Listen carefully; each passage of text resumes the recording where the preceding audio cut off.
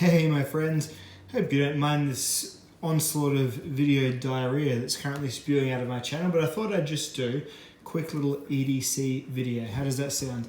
I'll just go through the knives, the torches, all that sort of stuff that's currently on my person. Starting off with my keys. So my keys have not only my keys on them, but a little flash drive and a pair of Uncle Bill's sliver gripper tweezers. And my source of light is the Surefire Titan. It's a very, very basic little twisty light. It's been relatively bomb-proof. It actually fell into a pot of boiling water a little while back, and it's just starting. It's kind of just lost its two-stage mode just a little bit. It used to be able to twist it on for light and then on again like a quick little double twist. It's lost that, so now it's just either all or nothing, and you can sort of like back it off. And epilepsy warning, sorry folks. But yeah, you can sort of back it off a bit, but yeah. But it still works, you know. Just car keys and lots of other stuff. Nothing else cool on my keyring. My watch is a G-Shock, has been for a little while now.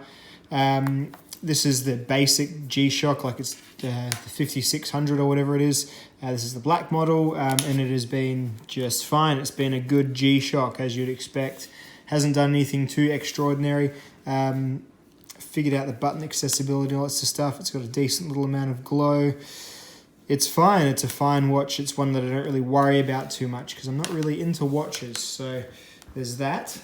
My leather band on my Victorinox has just gone a bit manky.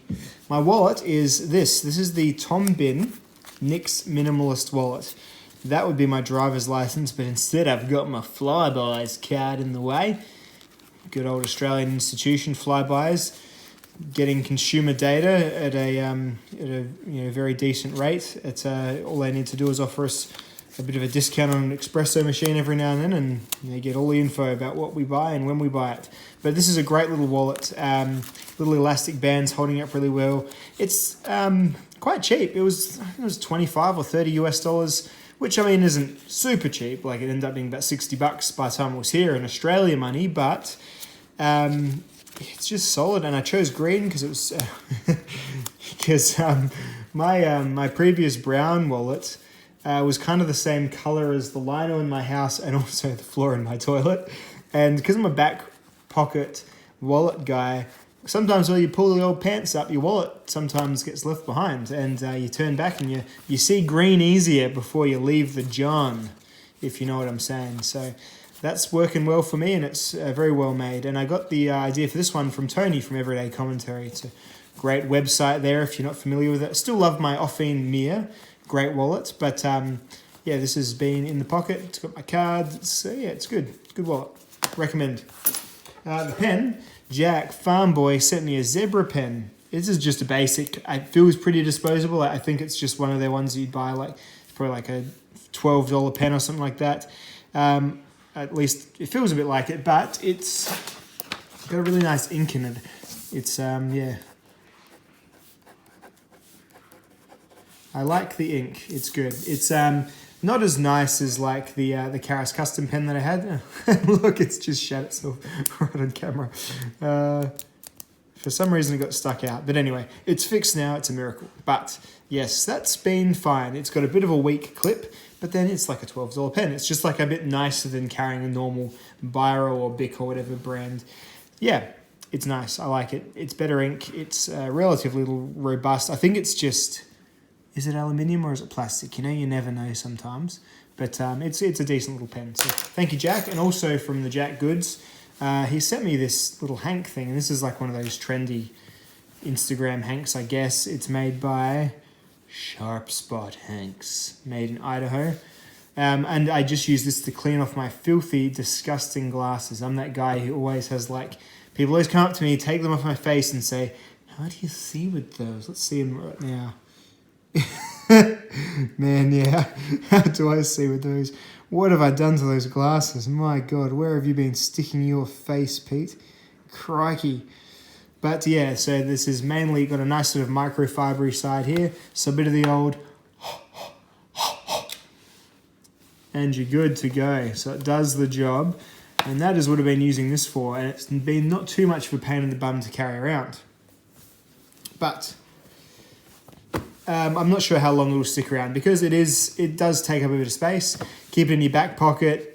You're sitting on it all the time, and it's not super massive, but yeah, I don't know. We'll just see. But it's nicely made, and it's a good hank. If you're looking to probably spend too much on a hank, then this would be a great place to spend too much at.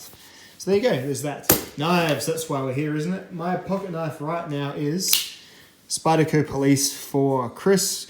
Long-time buddy and internet friend made an offer that I couldn't refuse on the Police 4. I don't know why I sold my original one. There's 2 knives that I sold that I don't know why I sold in hindsight. One was the Police 4. Well, the other was the American Lawman, but I fixed that. One was the Police 4 and the other is the Lion Steel T5. They are like the best examples of what they do in knives, I believe. And you just see that new shiny and you sell one of your less shinies for it. And I don't know. But this K390 steel, it is just going bananas. I don't know if you can see in there.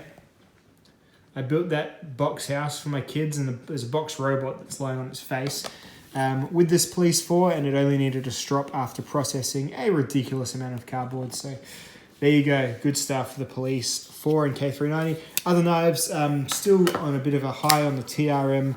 Adam, I did a very, very, very positive review on this, and that still stands. It's probably my favorite overall EDC knife. It's a very, very good one indeed. Really recommend getting on the waiting list for this. Sorry, guys, I know it sucks. Get on the waiting list for this one.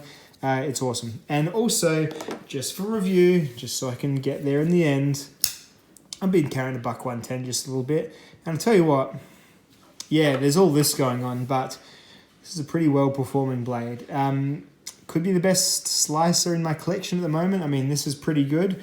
But this hollow, this and the Spyderco Gale Bradley that I've just had in from Stassa, these hollow grinds, man, they do very, very well. And the 420 HC steel with the treatment feels like it's performing a little bit above its average, as sort of my testing has shown that it does.